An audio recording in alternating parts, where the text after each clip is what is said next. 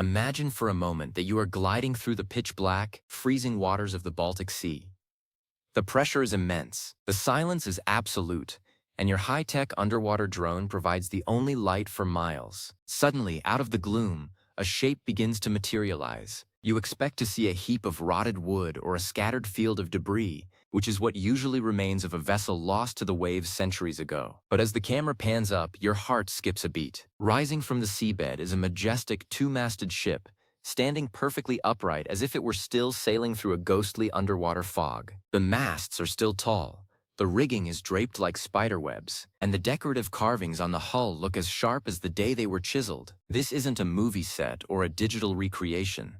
This is a 500-year-old Renaissance shipwreck, found in such an unbelievable state of preservation that it looks like the crew just stepped off 10 minutes ago. It is a literal time capsule from the age of Christopher Columbus and Leonardo da Vinci, and what is inside this vessel is rewriting everything we thought we knew about naval history. Today we are diving into the incredible discovery of the unknown ship, a phantom from the 16th century that has finally returned to tell its story. Now, before we get into the treasures found on board, we have to talk about why this ship is still standing. Usually when a wooden ship sinks in the ocean, it becomes a buffet for tiny organisms called shipworms. These little mollusks can devour an entire galleon in a matter of decades, leaving nothing behind but the heavy metal cannons and stone ballast. But the Baltic Sea is a very special place.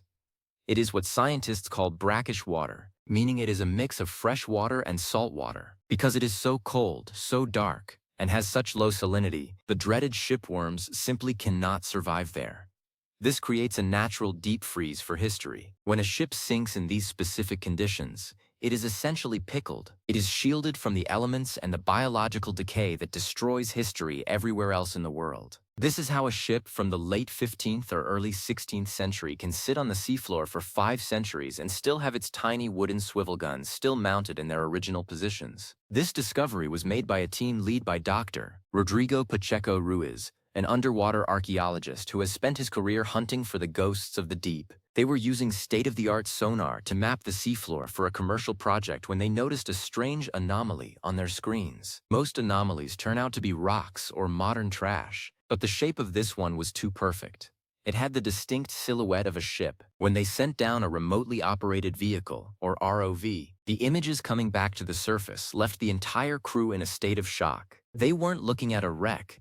They were looking at a survivor. They named it Okent Skep, which is Swedish for unknown ship, because, despite its incredible condition, there are no records of its loss. It's a mystery ship that vanished from history only to reappear in the 21st century as a perfect architectural blueprint of a forgotten era. The level of detail on this vessel is honestly mind-blowing. As the ROV drifted past the main deck, the cameras captured the ship's tender, which is a small rowboat used to ferry the crew to and from the shore. This rowboat was still leaning against the main mast, exactly where the sailors had secured it 500 years ago. Think about that for a second.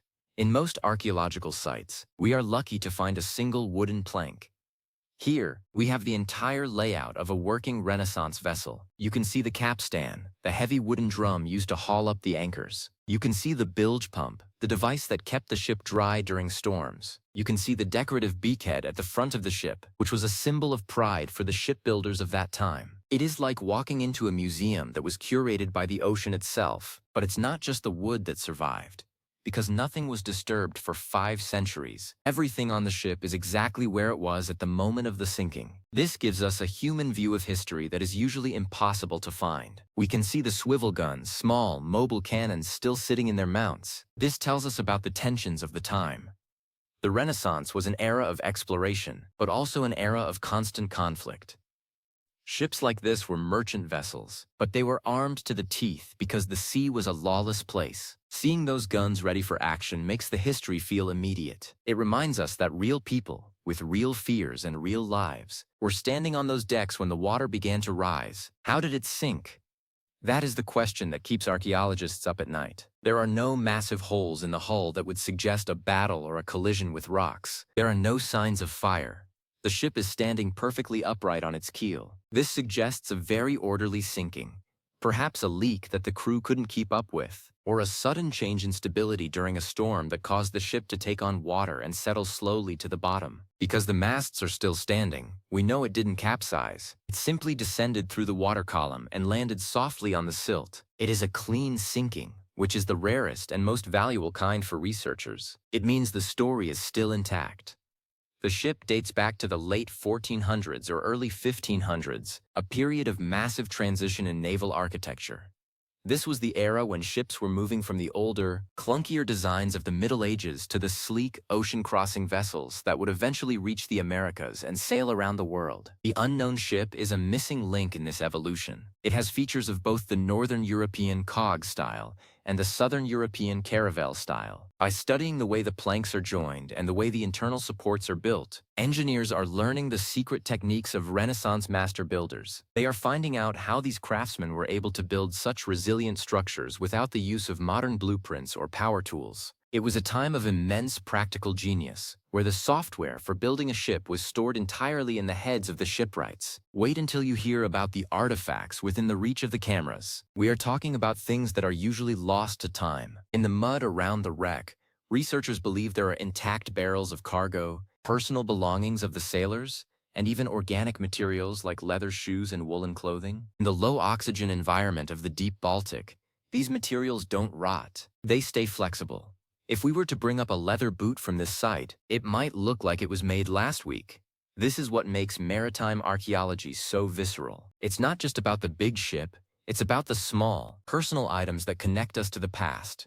It's about the spoon a cook used, the dice a sailor played with, or the religious charm someone clutched during the storm. The discovery of the unknown ship also highlights how much the technology of the present is helping us recover the past. The team used a process called photogrammetry to create a high-resolution 3D model of the wreck. They took thousands of high-definition photos from every possible angle and used a supercomputer to stitch them together. The result is a digital double of the ship that is accurate down to the millimeter. This allows historians to walk through the wreck in virtual reality without ever getting wet. They can measure the thickness of the masts, count the number of ropes in the rigging, and inspect the grain of the wood.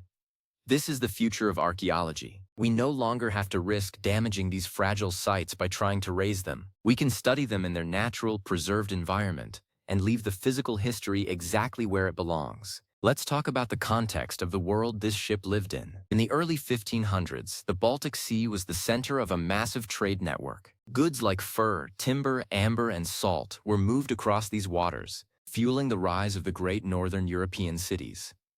This ship was likely part of that economic engine. It was a workhorse of the Renaissance. But the sea was also a place of immense mystery. Maps from that time were filled with drawings of sea monsters and whirlpools. Sailors were incredibly superstitious, and for good reason. When a ship like this vanished, it was just gone. There were no radios, no flares, and no search and rescue teams. The families of the crew would simply wait for a return that never came. Finding the ship now feels like finally bringing those lost souls home, or at least acknowledging their journey. There is a certain eerie beauty to the footage of the unknown ship. Because the water is so clear and the silt is so fine, the ship looks like it belongs in a dream. The way the ropes drape over the railings and the way the anchors are still stowed for sea makes it feel like the vessel is just waiting for a new crew to come down and bring it back to life. It's a haunting reminder that while our lives are short and our civilizations change, the deep ocean has a much longer memory. It can hold a moment in time for 500 years and hand it back to us when we are ready to see it. One of the most exciting prospects of this find is the potential for identifying exactly who built it and where it came from. Every shipyard in the Renaissance had its own signature, a specific way of carving a joint or a particular type of wood preferred for the hull. By taking tiny samples of the timber, a process called dendrochronology, scientists can match the tree rings to specific forests in Europe. This could tell us if the ship was built in the lush forests of Poland, the oak groves of England, or the shipyards of the Netherlands. It could even tell us the exact year the trees were cut down. We are getting closer to pinning down the precise identity of this phantom vessel. The unknown ship is also teaching us about the biology of ancient wood. Even though the ship looks perfect, the cell structure of the wood has been slowly changing over 5 centuries. The water has replaced some of the natural resins in the timber. If you were to just pull this ship out of the water today, the wood would dry out,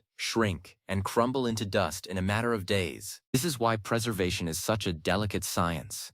If we ever decide to raise any part of this ship, it will have to be impregnated with chemicals like polyethylene glycol to replace the water and stabilize the structure. This is the same process used for the famous Vasa ship in Stockholm.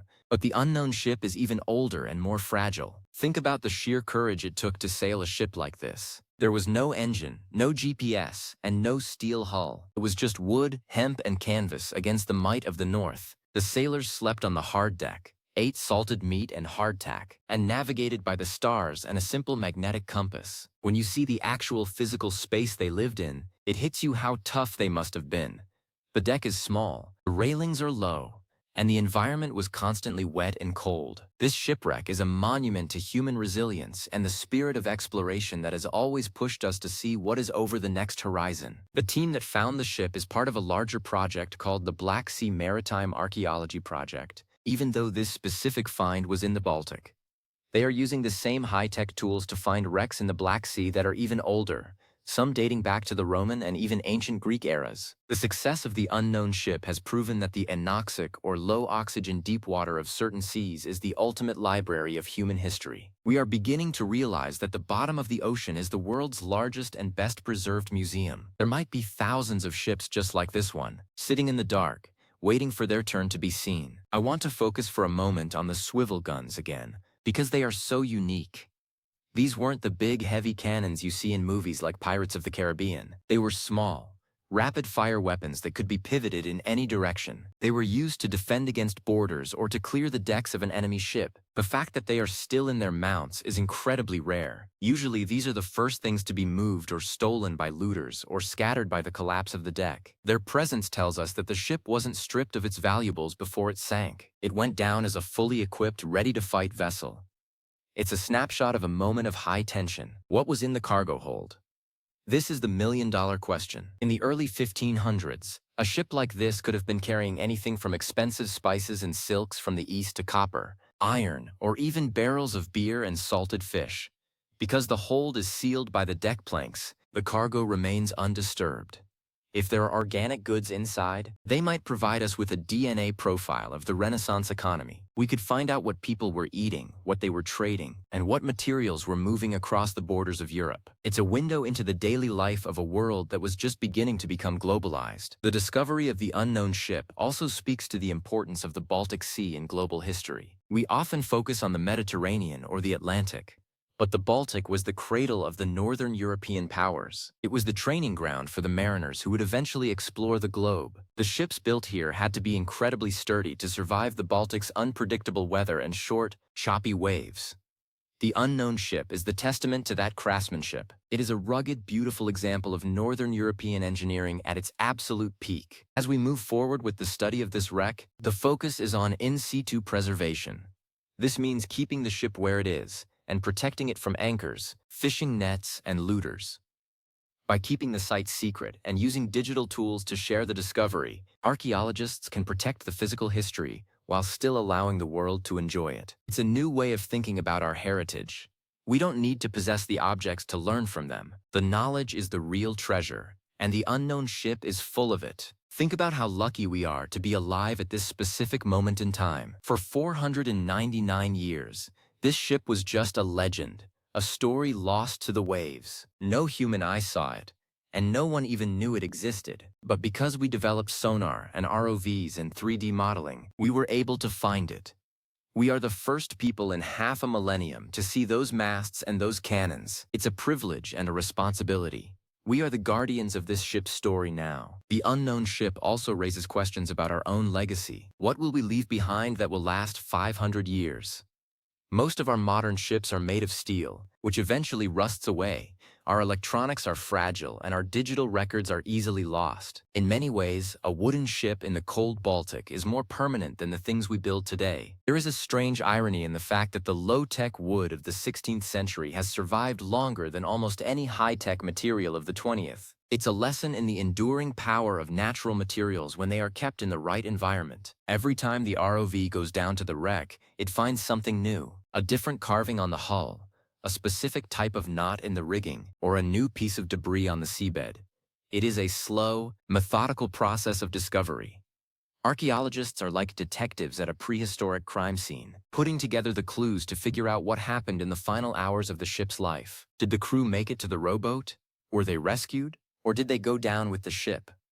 The lack of human remains found so far might suggest that the crew had time to abandon the vessel, but we won't know for sure until the lower decks are explored. This find also changes our understanding of the age of discovery. We often think of this time as being led by a few famous explorers on famous ships, but the unknown ship reminds us that there were thousands of other vessels, manned by nameless sailors, doing the hard work of trade and exploration every single day. These were the true pioneers of the modern world.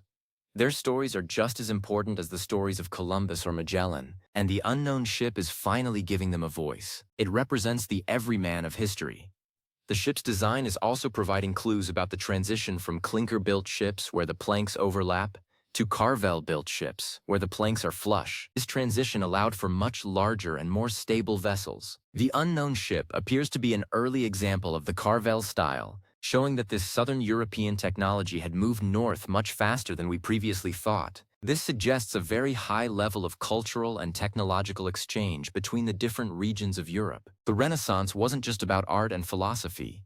It was a technological revolution that happened on the decks of ships like this one. Imagine the excitement in the control room as the first images of the ship appeared on the monitor. These researchers had spent years looking at blurry sonar screens and empty sand. To see a perfect ship rise out of the dark must have been the highlight of their lives. It is the dream of every underwater archaeologist to find a ghost ship, and they found the best one in the world. It's a reminder that even in our modern, mapped-out world, there are still incredible things to be found if you know where to look. The Baltic Sea is estimated to hold as many as 100,000 shipwrecks. Most of them are small or badly damaged, but among them are gems like the unknown ship. This discovery has launched a new era of high-resolution maritime history. We are no longer satisfied with just knowing that a ship sank. We want to see it, touch it digitally, and understand its soul. The unknown ship is the benchmark for this new era. It has set the standard for what a perfect wreck looks like and how it should be studied. As we look at the masts reaching toward the surface, we can almost hear the sounds of the 16th century, the creaking of the timber, the snapping of the canvas, and the shouting of the crew. The ship is a stage where a great drama was played out 500 years ago. And even though the actors are gone, the stage is still set. The props are in place. The lights are back on. We are the audience for a play that has been on a 5-century intermission. The discovery of the unknown ship also teaches us about the environment. The reason it is so well preserved is because of the unique stratification of the Baltic water. The top layer is fresh and oxygen-rich, while the bottom layer is salty and oxygen-poor. This prevents the growth of the bacteria and organisms that cause decay. By studying the health of the ship, we are also studying the health of the sea. If the ship starts to decay faster, it might be a sign that the chemistry of the Baltic is changing due to climate change or pollution. The ship is a canary in the coal mine for the underwater world. I want to leave you with the image of that small rowboat leaning against the mast. To me, that is the most powerful part of the entire find. It's so simple and so human. It's a tool that was used every day, a vital piece of survival equipment. The fact that it stayed right there, undisturbed for 500 years, is a miracle of physics and luck. It is a direct link to the hands of the people who last touched it. It makes the past feel like something you could reach out and touch. The unknown ship is a treasure, not because of gold or silver, but because of the stories it holds. It is a witness to the birth of the modern world. It is a survivor of the storms and the centuries. And now it is a classroom for the future. By studying this ship, we are learning about where we came from and how we built the world we live in today. It is a haunting, beautiful, and profoundly important discovery that reminds us that the deep ocean is not just water. It's a library of human ambition and courage. So, the next time you look out at the ocean, remember what is hidden beneath the waves. Remember the ships that are still sailing in the dark, and remember the unknown ship of the Baltic. The 500-year-old traveler that finally made it to the 21st century. It's a reminder that history isn't just in books. It's all around us, often just waiting for a little bit of light to bring it back to life. The story of the deep is still being written, and with every discovery like this, we gain a new chapter in the incredible epic of humanity. The team behind this find is already looking for the next one, but it will be hard to top the Okan Skep It is the gold standard of shipwrecks, a perfect moment in time captured by the cold, dark waters of the North. We have the data, we have the models, and we have the images. Now we just have the wonder. And in science, that wonder is the most important part of all. It's what keeps us looking, what keeps us diving, and what keeps us asking, what else is down there? The unknown ship has given us its location, its design, and its secrets. It has shown us the power of preservation and the precision of the ancient shipwrights. It has reminded us that the past is never truly gone as long as we have the tools to find it. It is a bridge across 5 centuries, and it is a journey that we are all taking together. The ship is standing upright, the masts are tall, and the story is just beginning. Thank you for joining us on this exploration of one of the greatest maritime discoveries of our time. The ocean is full of ghosts, and every now and then, one of them steps back into the light to tell us the truth about who we were and how we got here. Stay curious, stay amazed, and always keep an eye on the deep. There is so much more to see.